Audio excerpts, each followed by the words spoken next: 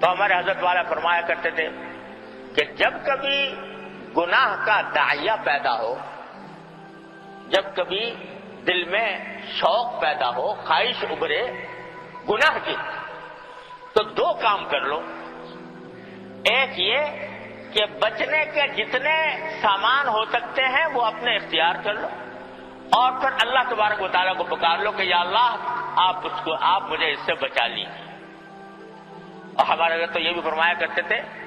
کہ اللہ میاں سے بے تکلف ہی سے باتیں کیا کرو، اللہ تعالیٰ سے یہ کہو کہ یا اللہ یہ گناہ کا موقع آ رہا ہے اور مجھے خطرہ ہے اپنے نفس سے کہ میں کہیں بھٹک نہ جاؤں، بہک نہ جاؤں، تو اے اللہ میں اپنے حصے کا کچھ کام جتنا میرے بس میں ہے وہ کروں گا، لیکن بچانا آپ کے قبضے میں ہے، تو یا تو مجھے اس گناہ سے بچا لیجئے یا پھر مجھ سے مواخذہ نہ فرمائیے گا،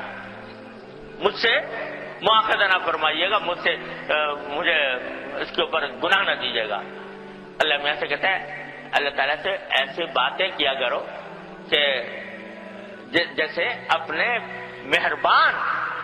پروردگار سے کرنی چاہیے کہ اللہ میرے بس میں نہیں ہے، میں تو کمزور ہوں، ناتواں ہوں، اپنی خواہشات کا غلام بنا ہوا ہوں، لیکن میں اپنے بس میں جتنا ہے تھوڑا بہت کروں گا، لیکن مجھے بھروسہ نہیں ہے کہ اس بات کو تھوڑا بہت کرنے سے میں اپنے آپ کو بچا لوں گا، تو آپ بچا لیجئے یا بچا لیجئے یا پھر مواخذہ نہ فرمائیے۔ اللہ تعالیٰ سے کہو، فریاد کرو، تو اللہ تبارک و تعالیٰ کی رحمت سے امید ہے کہ انشاءاللہ ثم انشاءاللہ اللہ تعالیٰ بچا لے۔ آج کل بھائی میں یہ بات بار بار اس لیے کرتا ہوں کہ ہم سب ایک کشتی کے سوار ہیں۔ آج کل کے ماحول میں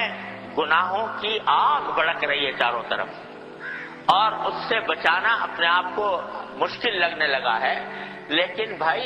کوئی کام جب تک نہیں، اس وقت تک نہیں ہوتا جب تک کہ آدمی اس کی اہمیت محسوس نہ کرے، اس کو اپنی زندگی کا مقصد نہ بنائے اور اس کے لیے کچھ محنت نہ کرے۔ تو اس لیے یہ محنت کرنی ہر گناہ کے سلسلے میں ضروری ہے، وہ چاہے آنکھ کا گناہ ہو، چاہے زبان کا گناہ ہو، چاہے کان کا گناہ ہو، کسی کے طرح کا گناہ ہو، یہ محنت تو کرنی ہوگی۔ اگر ہم چاہتے ہیں کہ اللہ تبارک و تعالیٰ کی رضا حاصل ہو اور اس عذاب سے نجات ملے، تو یہ محنت تو کرنی ہو، جتنی بس میں ہے وہ کر گزرو، اور پھر اللہ تبارک و تعالیٰ سے مانگو مانگو مانگو، مانگتے رہو کہ اللہ مجھے بچا لیجیے، مجھے بچا لیجیے۔ یہ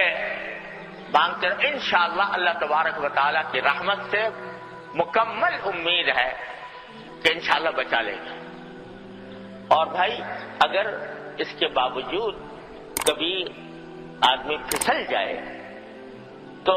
جو شخص اللہ تبارک و تعالیٰ سے مستقل مانگتا رہتا ہے اور اپنی سی کوشش بھی جاری رکھتا ہے، تو ایسی صورت میں اللہ تبارک و تعالیٰ اس کو کبھی نہ کبھی توبہ کی توفیق بھی دے دیتے ہیں۔ اگر گناہ ہوا بھی تو توبہ کی توفیق دی،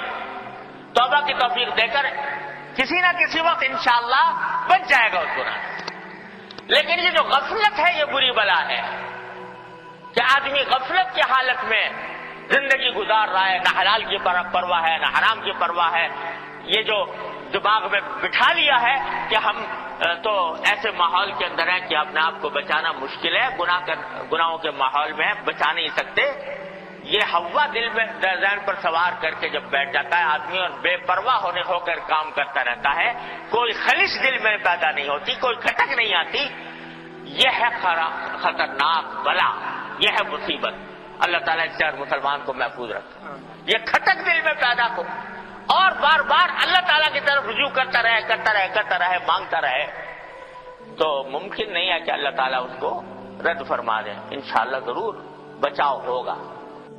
اهدنا الصراط المستقیم، ہم کو سیدھے رستے چلا